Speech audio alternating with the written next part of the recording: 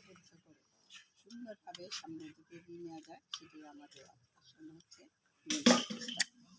তো এখন আপনারা কথা হচ্ছে অনেকদিন পরে অনেক মোতাহার হোসেন সিদ্দিকীর নির্বাচন করেছি, নাবিলা চৌধুরীর নির্বাচন আমি করেছি, কিন্তু দুইবারে এই মোতাহার সিদ্দিকের নির্বাচন পাশ করছিল। মোতাহার সিদ্দিকের ভোট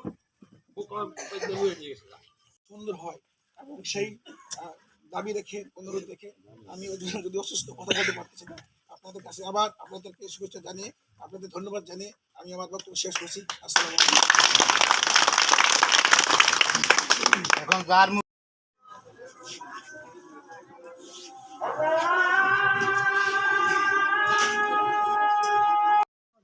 বা কোনো রকমের কিছু না হয়, যে অনেক জায়গায় আসতেছেন, আপনি দেখতেছেন প্রত্যেকটা নিয়ে দেখতেছেন, সবখানে শুনতেছেন, নানা জায়গায় অনেক ধরনের গণ্ডগোল হচ্ছে, অনেক ধরনের প্রবলেম হচ্ছে। কখনো দেখা যাচ্ছে আপনার হাট বাজার বা পজিশন নিয়ে একটা মানে একটা গ্রুপিং হচ্ছে।